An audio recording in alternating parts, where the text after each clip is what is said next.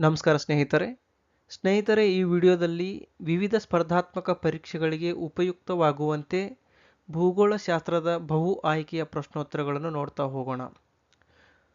ಪ್ರಮುಖವಾಗಿ ಭೂಮಿ ವಿಷಯದ ಕುರಿತು ಅನೇಕ ರೀತಿಯ ಪ್ರಶ್ನೋತ್ತರಗಳನ್ನು ಈ ವಿಡಿಯೋದಲ್ಲಿ ನೋಡ್ತಾ ಹೋಗೋಣ.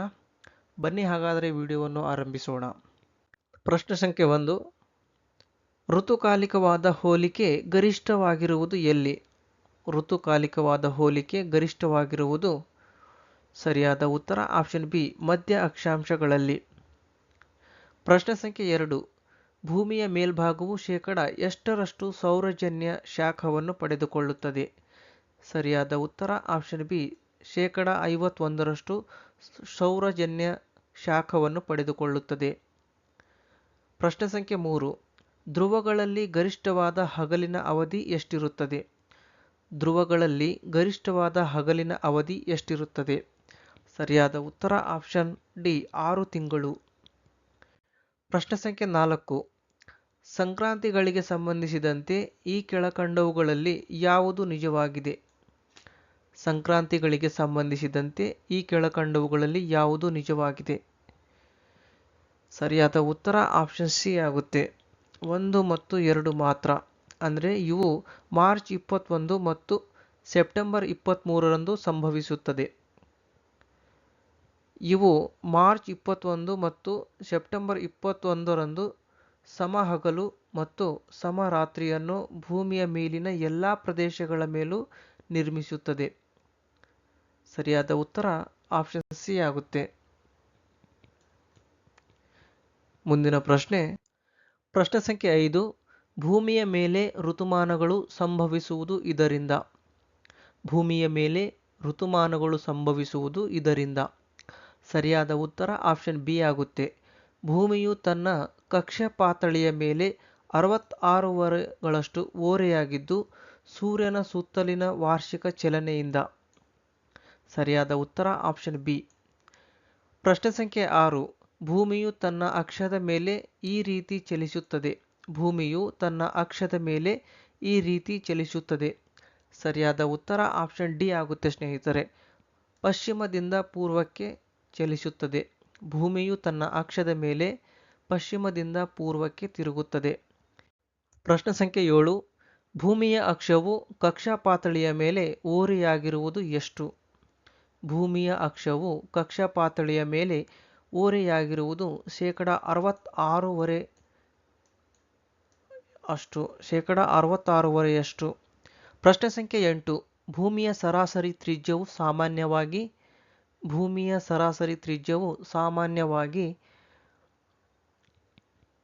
6400 ಕಿಲೋಮೀಟರ್.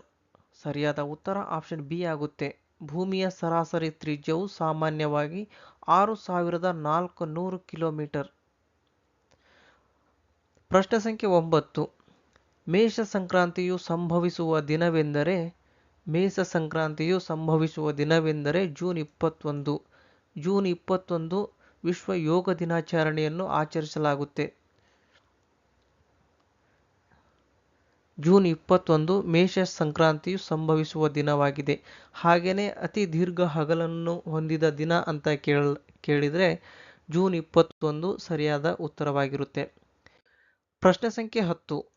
ಭೂಮಿಯು ಸೂರ್ಯನ ಸುತ್ತಲೂ ಚಲಿಸುವಲ್ಲಿ ನಿರ್ದಿಷ್ಟಪಡಿಸಿರುವ ಪಥ ಅಥವಾ ಮಾರ್ಗವನ್ನು ಹೀಗೆ ಕರೆಯಲಾಗಿದೆ. ಭೂಮಿಯು ಸೂರ್ಯನ ಸುತ್ತಲೂ ಚಲಿಸುವಲ್ಲಿ ನಿರ್ದಿಷ್ಟಪಡಿಸಿರುವ ಪಥ ಅಥವಾ ಮಾರ್ಗವನ್ನು ಹೀಗೆ ಕರೆಯಲಾಗಿದೆ. ಸರಿಯಾದ ಉತ್ತರ ಆಪ್ಷನ್ ಡಿ, ಭೂಮಿಯ ಕಕ್ಷೆ ಎಂದು ಕರೆಯಲಾಗುತ್ತೆ. ಪ್ರಶ್ನೆ ಸಂಖ್ಯೆ 11. ಭೂಮಿಯ ಆಕಾರವನ್ನು ವಿವರಿಸಲು ಈ ಪದವನ್ನು ಬಳಸಲಾಗುತ್ತದೆ. ಭೂಮಿಯ ಆಕಾರವನ್ನು ವಿವರಿಸಲು ಈ ಪದವನ್ನು ಬಳಸಲಾಗುತ್ತದೆ. ಸರಿಯಾದ ಉತ್ತರ ಆಪ್ಷನ್ ಡಿ, ದೀರ್ಘಗೋಳಾಕಾರ. ಪ್ರಶ್ನೆ ಸಂಖ್ಯೆ 12. ಭೂಮಿಯ ಮೇಲೆ ಋತುಮಾನಗಳು ಉಂಟಾಗಲು ಈ ಕೆಳಕಂಡವುಗಳಲ್ಲಿ ಯಾವುದು ಕಾರಣವಾಗಿದೆ? ಭೂಮಿಯ ಮೇಲೆ ಋತುಮಾನಗಳು ಉಂಟಾಗಲು ಈ ಕೆಳಕಂಡವುಗಳಲ್ಲಿ ಯಾವುದು ಕಾರಣವಾಗಿದೆ ಅಂತ ಪ್ರಶ್ನೆ ಕೇಳಲಾಗಿದೆ. ಇದಕ್ಕೆ ಸರಿಯಾದ ಉತ್ತರವನ್ನು ನೋಡುವುದಾದರೆ ಆಪ್ಷನ್ ಸಿ ಸರಿಯಾದ ಉತ್ತರ ಆಗಿದೆ. ಅದರ ಕಕ್ಷಾಪಾತಳಿಯ ಮೇಲೆ ದೈನಂದಿನ ಚಲನೆಯ ಅಕ್ಷವು ಓರೆಯಾಗಿರುವಿಕೆ. ಸರಿಯಾದ ಉತ್ತರ ಆಪ್ಷನ್ ಸಿ ಆಗುತ್ತೆ. ಪ್ರಶ್ನೆ ಸಂಖ್ಯೆ 13. ಸೂರ್ಯನ ನೇರ ಕಿರಣವು ಇದರ ಮೇಲಿದ್ದಾಗ ಸಂಕ್ರಾಂತಿಯು ಸಂಭವಿಸುತ್ತದೆ. ಸೂರ್ಯನ ನೇರ ಕಿರಣವು ಇದರ ಮೇಲಿದ್ದಾಗ ಸಂಕ್ರಾಂತಿಯು ಸಂಭವಿಸುತ್ತದೆ. ಇದಕ್ಕೆ ಸರಿಯಾದ ಉತ್ತರ ಆಪ್ಷನ್ ಡಿ ಆಗುತ್ತೆ. ಸೂರ್ಯನ ನೇರ ಕಿರಣವು ಸಮಭಾಜಕ ವೃತ್ತದ ಮೇಲಿದ್ದಾಗ ಸಂಕ್ರಾಂತಿಯು ಸಂಭವಿಸುತ್ತದೆ. ಮುಂದಿನ ಪ್ರಶ್ನೆ ಸಂಖ್ಯೆ 14. ನಾವು ಭೂಮಿಯ ಮೇಲ್ಭಾಗದಿಂದ ಅಂತರಾಳಕ್ಕೆ ಹೋದಂತೆ ಸಿಗಬಹುದಾದ ಪದರಗಳನ್ನು ಸರಿಯಾದ ಕ್ರಮಣಿಕೆಯಲ್ಲಿ ತಿಳಿಸಿ. ಮಿಶ್ರಗೋಳ, ಶಿಲಾಗೋಳ, ಕೇಂದ್ರಗೋಳ. ಇದಕ್ಕೆ ಸರಿಯಾದ ಉತ್ತರ ಆಪ್ಷನ್ ಸಿ ಆಗುತ್ತೆ.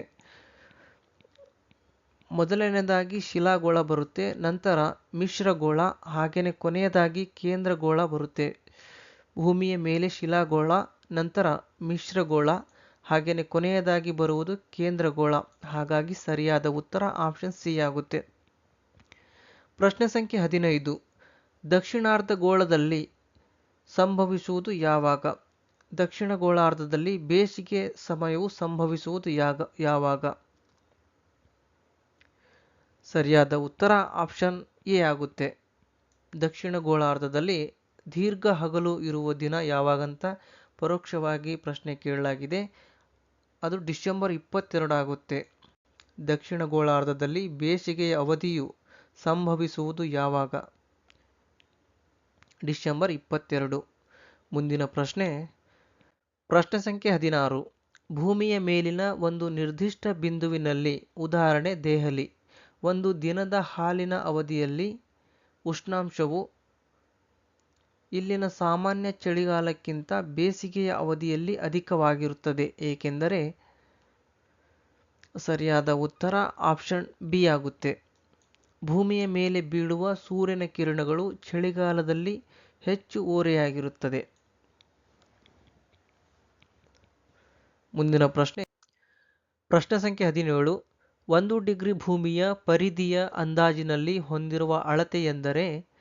1 ಡಿಗ್ರಿ ಭೂಮಿಯ ಪರಿಧಿಯ ಅಂದಾಜಿನಲ್ಲಿ ಹೊಂದಿರುವ ಅಳತೆ 111 ಕಿಲೋಮೀಟರ್ ಆಗುತ್ತೆ. ಆಪ್ಷನ್ ಬಿ ಸರಿಯಾದ ಉತ್ತರ. ಅಂದರೆ ಒಂದು ರೇಖಾಂಶದಿಂದ ಇನ್ನೊಂದು ರೇಖಾಂಶಕ್ಕೆ ಇರುವ ದೂರ 111 ಕಿಲೋಮೀಟರ್. ಪ್ರಶ್ನೆ ಸಂಖ್ಯೆ 18. ಭೂಮಿಯು ಸೂರ್ಯನಿಂದ ಪಡೆದುಕೊಳ್ಳುವ ಶಾಖವನ್ನು ಹೀಗೆ ಕರೆಯಲಾಗಿದೆ. ಭೂಮಿಯು ಸೂರ್ಯನಿಂದ ಪಡೆದುಕೊಳ್ಳುವ ಶಾಖವನ್ನು ಹೀಗೆ ಕರೆಯಲಾಗಿದೆ. ಆಪ್ಷನ್ ಎ ಸರಿಯಾದ ಉತ್ತರ. ಸೌರಜನ್ಯ ಶಾಖ ಎಂದು ಕರೆಯಲಾಗಿದೆ. ಮುಂದಿನ ಪ್ರಶ್ನೆ ಸಂಖ್ಯೆ 20. ಹೊಂದಿಸಿ ಬರೆಯಿರಿ. ಮಾರ್ಚ್ 21 ಮೇಷ ಸಂಕ್ರಾಂತಿ, ಜೂನ್ 21 ಕರ್ಕಾಟಕ ಸಂಕ್ರಾಂತಿ ಅಂದರೆ ಕಟಕಾಯನ, ಸೆಪ್ಟೆಂಬರ್ 23 ತುಲಾ ಸಂಕ್ರಾಂತಿ, ಡಿಸೆಂಬರ್ 22 ಮಕರ ಸಂಕ್ರಾಂತಿ. ಸರಿಯಾದ ಉತ್ತರ ಆಪ್ಷನ್ ಡಿ ಆಗುತ್ತೆ ಸ್ನೇಹಿತರೆ. ಪ್ರಶ್ನೆ ಸಂಖ್ಯೆ 21. ಭೂಮಿಯು ತನ್ನ ಕಕ್ಷಾಪಥದ ಮೇಲಿದ್ದಾಗ ಯಾವಾಗ ಭೂಮಿ ಮತ್ತು ಸೂರ್ಯನ ನಡುವಣ ಅಂತರವು ಗರಿಷ್ಠವಾಗಿರುತ್ತದೋ ಆಗ ಉತ್ತರಾರ್ಧಗೋಳದಲ್ಲಿ ಬೇಸಿಗೆ ಉಂಟು ಮಾಡುತ್ತದೆ. ಆ ಸ್ಥಾನವನ್ನು ಹೀಗೆ ಕರೆಯಲಾಗಿದೆ. ಭೂಮಿ ಮತ್ತು ಸೂರ್ಯನ ನಡುವಣ ಅಂತರ ಗರಿಷ್ಠವಾದಾಗ ಉತ್ತರಾರ್ಧಗೋಳದಲ್ಲಿ ಬೇಸಿಗೆ ಉಂಟಾಗಿರುತ್ತದೆ. ಆ ಸ್ಥಾನವನ್ನು ಹೀಗೆ ಕರೆಯಲಾಗಿದೆ. ಸರಿಯಾದ ಉತ್ತರ ಆಪ್ಷನ್ ಬಿ ಉಚ್ಚ ಸ್ಥಾನ. ಪ್ರಶ್ನೆ ಸಂಖ್ಯೆ 22. ಚಂದ್ರನ ಬೆಳಕು ಪೃಥ್ವಿಯನ್ನು ತಲುಪಲು ಅಂದರೆ ಭೂಮಿಯನ್ನು ತಲುಪಲು ಬೇಕಾಗುವ ಸಮಯ. ಚಂದ್ರನ ಬೆಳಕು ಅಂತ ಕೇಳಿದರೆ ಸರಿಯಾದ ಉತ್ತರ ಆಪ್ಷನ್ ಸಿ ಆಗುತ್ತೆ. 1.3 ಸೆಕೆಂಡುಗಳು. ಚಂದ್ರನ ಬೆಳಕು ಭೂಮಿಯನ್ನು ತಲುಪಲು ಬೇಕಾಗುವ ಸಮಯ 1.3 ಸೆಕೆಂಡ್ಗಳು. ಹಾಗೆಯೇ ಸೂರ್ಯನ ಬೆಳಕು ಭೂಮಿಗೆ ಬಂದು ತಲುಪಲು ಬೇಕಾಗುವ ಸಮಯ 8 ನಿಮಿಷಗಳು ಆಗುತ್ತೆ. 8 ನಿಮಿಷಗಳಾಗುತ್ತೆ.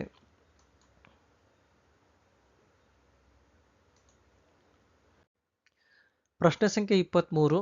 ಈ ಕೆಳಕಂಡವುಗಳಲ್ಲಿ ಯಾವುದು ಉಬ್ಬರವಿಳಿತಕ್ಕೆ ಅತ್ಯುತ್ತಮವಾದ ವ್ಯಾಖ್ಯೆಯಾಗಿದೆ?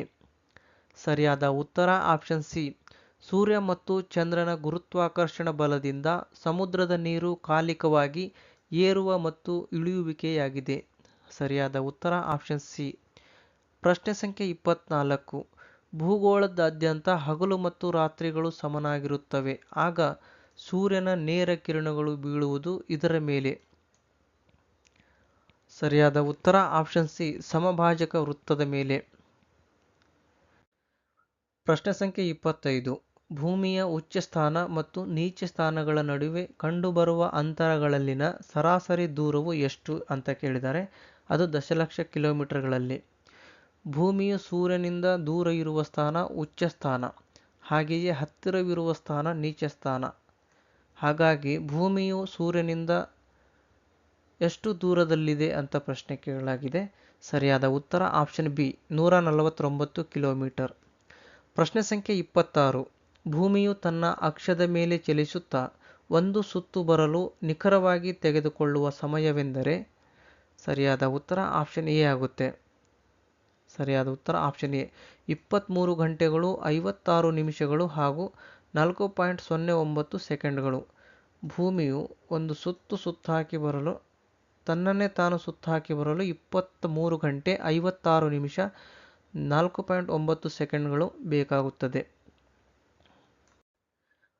ಪ್ರಶ್ನೆ ಸಂಖ್ಯೆ 27. ಭೂಮಿಯ ಆಕಾರವನ್ನು ಅತ್ಯುತ್ತಮವಾಗಿ ವಿವರಿಸಲು ಬಳಸಬಹುದಾದ ಶಬ್ದವೆಂದರೆ? ಜಿಯಾಡ್. ಆಪ್ಷನ್ ಬಿ ಸರಿಯಾದ ಉತ್ತರವಾಗಿದೆ. ಪ್ರಶ್ನೆ ಸಂಖ್ಯೆ 28. ಭೂಮಿಯ ದೈನಂದಿನ ಚಲನೆಯ ವೇಗವು ಗರಿಷ್ಠವಾಗಿರುವುದು ಇಲ್ಲಿ. ಭೂಮಿಯ ದೈನಂದಿನ ಚಲನೆಯ ವೇಗವು ಗರಿಷ್ಠವಾಗಿರುವುದು ಸಮಭಾಜಕ ವೃತ್ತ ಪ್ರದೇಶದಲ್ಲಿ. ಸಮಭಾಜಕ ವೃತ್ತ ಪ್ರದೇಶದಲ್ಲಿ. ಆಪ್ಷನ್ ಎ ಸರಿಯಾದ ಉತ್ತರ. ಪ್ರಶ್ನೆ ಸಂಖ್ಯೆ 29. ಭೂಮಿಯು ತನ್ನ ಅಕ್ಷದ ಮೇಲೆ ಒಂದು ಸುತ್ತು ಬರಲು ಬೇಕಾಗುವ ನಿಖರವಾದ ಸಮಯವೆಂದರೆ? ಪ್ರಶ್ನೆ ರಿಪೀಟ್ ಆಗಿದೆ ಸ್ನೇಹಿತರೆ. 23 ಗಂಟೆಗಳು 56 ನಿಮಿಷಗಳು 4.9 ಸೆಕೆಂಡ್ಗಳು. ಸರಿಯಾದ ಉತ್ತರ ಆಪ್ಷನ್ ಡಿ. ಪ್ರಶ್ನೆ ಸಂಖ್ಯೆ 30. ಭೂಮಿಯ ಗಾತ್ರವನ್ನು ಮೊಟ್ಟಮೊದಲ ಬಾರಿಗೆ ಅಳತೆ ಮಾಡಿದವರೆಂದರೆ?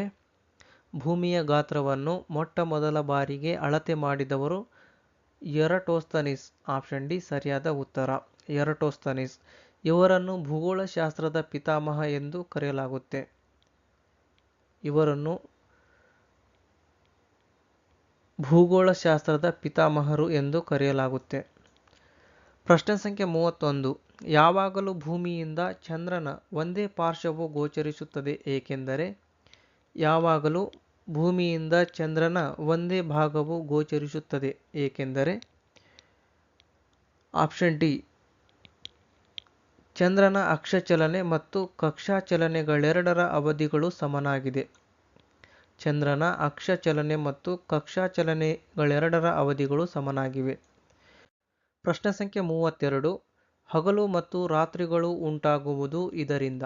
ಹಗಲುಗಳು ಮತ್ತು ರಾತ್ರಿಗಳು ಉಂಟಾಗುವುದು ಇದರಿಂದ. ಸರಿಯಾದ ಉತ್ತರ ಆಪ್ಷನ್ ಎ ಆಗುತ್ತೆ. ಒಂದು ಮಾತ್ರ. ಭೂಮಿಯ ಅಕ್ಷದ ಮೇಲಿನ ದೈನಂದಿನ ಚಲನೆಯಿಂದ. ಭೂಮಿಯ ಅಕ್ಷದ ಮೇಲಿನ ದೈನಂದಿನ ಚಲನೆಯಿಂದ. ಪ್ರಶ್ನೆ ಸಂಖ್ಯೆ 33. ಹಗಲು ಮತ್ತು ರಾತ್ರಿಯ ವೇಳೆಗಳಲ್ಲಿ ವ್ಯತ್ಯಾಸ ಕಂಡುಬರುವಿಕೆಯು ಇದರಿಂದ. ಹಗಲು ಮತ್ತು ರಾತ್ರಿಯ ವೇಳೆಗಳಲ್ಲಿ ವ್ಯತ್ಯಾಸ ಕಂಡುಬರುವಿಕೆಯು ಇದರಿಂದ. ಸರಿಯಾದ ಉತ್ತರ ಆಪ್ಷನ್ ಬಿ ಆಗುತ್ತೆ. 2 ಮತ್ತು 3 ಅಂದರೆ ಸೂರ್ಯನ ಸುತ್ತಲೂ ಚಲಿಸುವ ಭೂಮಿಯ ವಾರ್ಷಿಕ ಚಲನೆಯಿಂದ ಹಾಗೂ ಭೂಮಿಯು 62.5 ಡಿಗ್ರಿ ಕೋನಗಳಷ್ಟು ಅಕ್ಷದ ಮೇಲೆ ಓರೆಯಾಗಿರುವುದರಿಂದ. ಭೂಮಿಯು 66.5 ಡಿಗ್ರಿ ಕೋನಗಳಷ್ಟು ಕಕ್ಷದ ಮೇಲೆ ಓರೆಯಾಗಿರುವುದರಿಂದ. ಪ್ರಶ್ನೆ ಸಂಖ್ಯೆ 34. ಚಂದ್ರನನ್ನು ಭೂಮಿಯ ಉಪಗ್ರಹವೆಂದು ಕರೆಯಲಾಗಿದೆ ಏಕೆಂದರೆ? ಚಂದ್ರನನ್ನು ಭೂಮಿಯ ಉಪಗ್ರಹವೆಂದು ಕರೆಯಲಾಗಿದೆ ಏಕೆಂದರೆ ಅದು ಭೂಮಿಯ ಸುತ್ತಲೂ ಸುತ್ತುತ್ತದೆ. ಪ್ರಶ್ನೆ ಸಂಖ್ಯೆ 35. ಭೂಮಿಯ ಪ್ರಮಾಣಕ್ಕೆ ಹೋಲಿಸಿದರೆ ಶಿಲಾಗೋಳವು ಹೊಂದಿರುವ ಶೇಕಡಾವಾರು.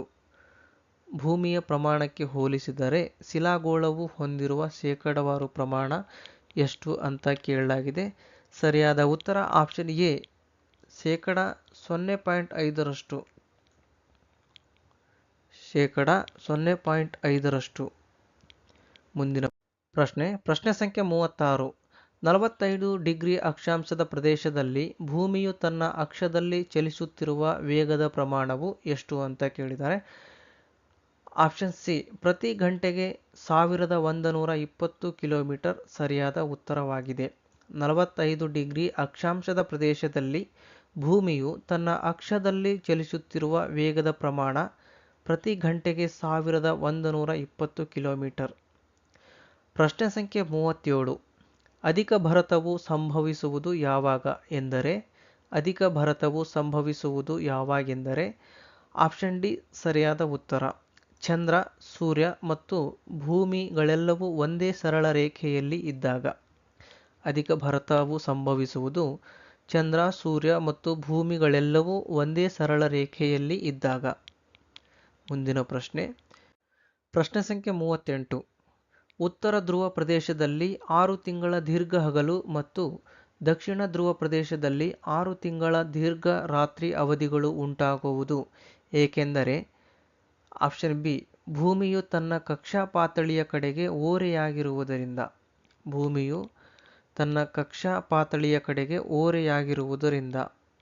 ಸರಿಯಾದ ಉತ್ತರ ಆಪ್ಷನ್ ಬಿ.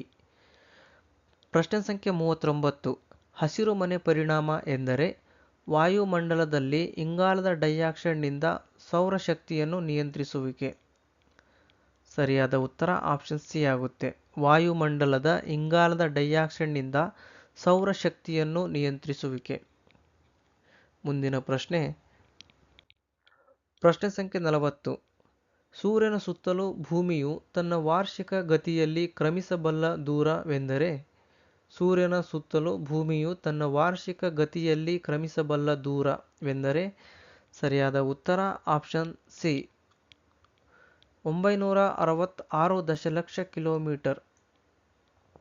966 ದಶಲಕ್ಷ ಕಿಲೋಮೀಟರ್ಗಳಷ್ಟು ದೂರ ಕ್ರಮಿಸುತ್ತದೆ. ಪ್ರಶ್ನೆ ಸಂಖ್ಯೆ 41. ಭೂಮಿಯು ಸೂರ್ಯನ ಸುತ್ತಲೂ ತನ್ನದೇ ಆದ ದೀರ್ಘ ಅಂಡಾಕಾರದ ಕಕ್ಷಾಪಥದಲ್ಲಿ ಒಂದು ಸುತ್ತು ಬರಲು ಅದಕ್ಕೆ ಬೇಕಾಗುವ ಅವಧಿ. ಭೂಮಿಯು ಸೂರ್ಯನ ಸುತ್ತಲೂ ತನ್ನದೇ ಆದ ದೀರ್ಘ ಅಂಡಾಕಾರದ ಕಕ್ಷಾಪಥದಲ್ಲಿ ಒಂದು ಸುತ್ತು ಬರಲು ಅದಕ್ಕೆ ಬೇಕಾದ ಅವಧಿ ಎಂದರೆ 365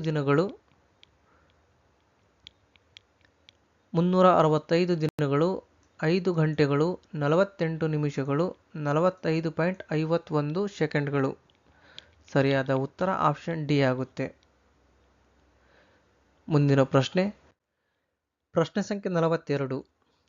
ಸೌರಜನ್ಯ ಶಾಖವು ಜಲಭಾಗಕ್ಕಿಂತ ಭೂಭಾಗದಲ್ಲಿ ಬಹುಬೇಗ ಶಾಖವನ್ನು ಹೆಚ್ಚಿಸುತ್ತದೆ ಏಕೆಂದರೆ ಜಲಭಾಗಗಳು ಕಾಯಲು ಅಧಿಕ ಶಕ್ತಿಯ ಅವಶ್ಯಕತೆ ಇದೆ. ಆಪ್ಷನ್ ಸಿ ಸರಿಯಾದ ಉತ್ತರ. ಪ್ರಶ್ನೆ ಸಂಖ್ಯೆ 43. ಸಾಂದ್ರವಾದ ಸಿಲಿಕೇಟ್ಗಳನ್ನು ಸೀಮಾ ಅಥವಾ ಸಿಲಿಕಾ ಮೆಗ್ನೀಷಿಯಾಗಳಾಗಿದ್ದು ಇಲ್ಲಿ ಅಪಾರ ಪ್ರಮಾಣದಲ್ಲಿ ಕಂಡುಬರುತ್ತದೆ. ಸರಿಯಾದ ಉತ್ತರ ಆಪ್ಷನ್ ಡಿ. ಸಾಗರ ತಳಗಳಲ್ಲಿ ಸಿಲಿಕೇಟ್ಗಳನ್ನು ಸೀಮಾ ಅಥವಾ ಸಿಲಿಕಾ ಮೆಗ್ನೀಷಿಯಾಗಳಾಗಿದ್ದು ಅವು ಸಿಗುವುದು ಸಾಗರ ತಳದಲ್ಲಿ. ಪ್ರಶ್ನೆ ಸಂಖ್ಯೆ 44. ಭೂಮಿಯು ಅಕ್ಷಕ್ಕೆ ಸಂಬಂಧಪಟ್ಟಂತೆ ಈ ಕೆಳಕಂಡ ಯಾವ ಹೇಳಿಕೆಗಳು ಸತ್ಯವಾದವು. ಭೂಮಿಯ ಅಕ್ಷಕ್ಕೆ ಸಂಬಂಧಪಟ್ಟಂತೆ ಈ ಕೆಳಕಂಡ ಯಾವ ಹೇಳಿಕೆಗಳು ಸತ್ಯವಾದವು. ಸರಿಯಾದ ಉತ್ತರ ಆಪ್ಷನ್ ಸಿ ಹೇಳಿಕೆ 1 ಮತ್ತು 2. ಅದು ತನ್ನ ದೀರ್ಘಾಕಾರದ ಕಕ್ಷೆಯಲ್ಲಿ 66.5 ಡಿಗ್ರಿ ಕೋನವನ್ನು ಮಾಡಿದೆ. ಅದು ತನ್ನ ದೀರ್ಘಾಕಾರದ ಕಕ್ಷೆಯಲ್ಲಿ 66.5 ಡಿಗ್ರಿ ಕೋನವನ್ನು ಮಾಡಿದೆ. ಅದು ನಕ್ಷತ್ರಗಳಿಗೆ ಸಂಬಂಧಿಸಿದಂತೆ ಹೊಂದಾಣಿಕೆಯನ್ನು ನಿರ್ವಹಣೆ ಮಾಡುತ್ತದೆ. ಅದು ನಕ್ಷತ್ರಗಳಿಗೆ ಸಂಬಂಧಿಸಿದಂತೆ ಹೊಂದಾಣಿಕೆಯನ್ನು ನಿರ್ವಹಣೆ ಮಾಡುತ್ತದೆ. ಸರಿಯಾದ ಉತ್ತರ ಆಪ್ಷನ್ ಸಿ. ಪ್ರಶ್ನೆ ಸಂಖ್ಯೆ 45.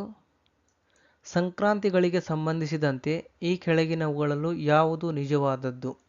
ಸಂಕ್ರಾಂತಿಗಳಿಗೆ ಸಂಬಂಧಿಸಿದಂತೆ ಈ ಕೆಳಗಿನವುಗಳಲ್ಲಿ ಯಾವುದು ನಿಜವಾದದ್ದು. 1 ಮತ್ತು 2. ಆಪ್ಷನ್ ಎ ಅವು ಮಾರ್ಚ್ 21 ಮತ್ತು ಸೆಪ್ಟೆಂಬರ್ 23ರಂದು ಸಂಭವಿಸುತ್ತದೆ. ಅವು ಮಾರ್ಚ್ 21 ಮತ್ತು ಸೆಪ್ಟೆಂಬರ್ 23ರಂದು ಭೂಮಿಯ ಮೇಲಿನ ಎಲ್ಲ ಪ್ರದೇಶಗಳಲ್ಲಿ ಸಮ ಹಗಲು ಮತ್ತು ಸಮ ರಾತ್ರಿಯನ್ನು ಉಂಟುಮಾಡುತ್ತದೆ. ಸರಿಯಾದ ಉತ್ತರ ಆಪ್ಷನ್ ಎ. ಮುಂದಿನ ಪ್ರಶ್ನೆ ಸಂಖ್ಯೆ 46. ಸೂರ್ಯನ ಸ್ಥಾನವು ವಾರ್ಷಿಕವಾಗಿ 2 ಸಾರಿ ಸಿಂಗಾಪುರದ ಮೇಲೆ ಕಂಡುಬರುತ್ತದೆ, ಏಕೆಂದರೆ ಸೂರ್ಯನ ಸ್ಥಾನವು ವಾರ್ಷಿಕವಾಗಿ 2 ಬಾರಿ ಸಿಂಗಾಪುರದ ಮೇಲೆ ಕಂಡುಬರುತ್ತದೆ ಏಕೆಂದರೆ ಭೂ ಅಕ್ಷದ ಓರೆಯಾಗಿರುವಿಕೆಯ ಸಮಾನಾಂತರತೆ. ಸರಿಯಾದ ಉತ್ತರ ಆಪ್ಷನ್ ಡಿ. ಪ್ರಶ್ನೆ ಸಂಖ್ಯೆ 47. ಭೂಮಿಯ ಸಮಭಾಜಕ ವೃತ್ತದ ಸುತ್ತಳತೆಯು ಎಷ್ಟು? ಭೂಮಿಯ ಸಮಭಾಜಕ ವೃತ್ತದ ಸುತ್ತಳತೆಯು ಎಷ್ಟು? ಸರಿಯಾದ ಉತ್ತರ ಆಪ್ಷನ್ ಸಿ. 40,077 ಕಿಲೋಮೀಟರ್. 47,077 ಕಿಲೋಮೀಟರ್. ಮುಂದಿನ ಪ್ರಶ್ನೆ ಸಂಖ್ಯೆ 48. ಅಮಾವಾಸ್ಯೆ ಮತ್ತು ಹುಣ್ಣಿಮೆ ದಿನಗಳಂದು ಅಧಿಕ ಭರತವು ಕಂಡುಬರುತ್ತದೆ, ಏಕೆಂದರೆ ಆ ದಿನಗಳಲ್ಲಿ. ಸರಿಯಾದ ಉತ್ತರ ಆಪ್ಷನ್ ಎ ಆಗುತ್ತೆ. ಸೂರ್ಯ, ಚಂದ್ರ ಮತ್ತು ಭೂಮಿಯು ಒಂದೇ ಸರಳ ರೇಖೆಯಲ್ಲಿರುತ್ತದೆ. ಪ್ರಶ್ನೆ ರಿಪೀಟ್ ಆಗಿದೆ ಸ್ನೇಹಿತರೆ. ಸೂರ್ಯ, ಚಂದ್ರ ಮತ್ತು ಭೂಮಿಯು ಒಂದೇ ಸರಳ ರೇಖೆಯಲ್ಲಿರುತ್ತವೆ. ಪ್ರಶ್ನೆ ಸಂಖ್ಯೆ 49. ಭೂಮಿಯು ಸೂರ್ಯನ ಸುತ್ತಲೂ ಪ್ರತಿ ನಿಮಿಷಕ್ಕೆ ಇಷ್ಟು ವೇಗದಲ್ಲಿ ಸುತ್ತುತ್ತದೆ. ಭೂಮಿಯು ಸೂರ್ಯನ ಸುತ್ತಲೂ ಪ್ರತಿ ನಿಮಿಷಕ್ಕೆ ಇಷ್ಟು ವೇಗದಲ್ಲಿ ಸುತ್ತುತ್ತದೆ. 1600 ಕಿಲೋಮೀಟರ್ಗಿಂತ ಹೆಚ್ಚು. 1600 ಕಿಲೋಮೀಟರ್ಗಿಂತ ಹೆಚ್ಚು. ಭೂಮಿಯು ಸೂರ್ಯನನ್ನು ಸುತ್ತಲೂ ಪ್ರತಿ ನಿಮಿಷಕ್ಕೆ 1600 ಕಿಲೋಮೀಟರ್ಗಳಿಗಿಂತ ಹೆಚ್ಚು ವೇಗದಲ್ಲಿ ಸುತ್ತುತ್ತದೆ. ಪ್ರಶ್ನೆ ಸಂಖ್ಯೆ 50. ಅತಿ ಕನಿಷ್ಠ ಪ್ರಮಾಣದ ಋತುಕಾಲಿಕ ವ್ಯತ್ಯಾಸ ಕಂಡುಬರುವುದು ಇಲ್ಲಿ. ಅತಿ ಕನಿಷ್ಠ ಪ್ರಮಾಣದ ಋತುಕಾಲಿಕ ವ್ಯತ್ಯಾಸ ಕಂಡುಬರುವುದು ಇಲ್ಲಿ. ಉತ್ತರ ಮೇರು ವೃತ್ತದಲ್ಲಿ.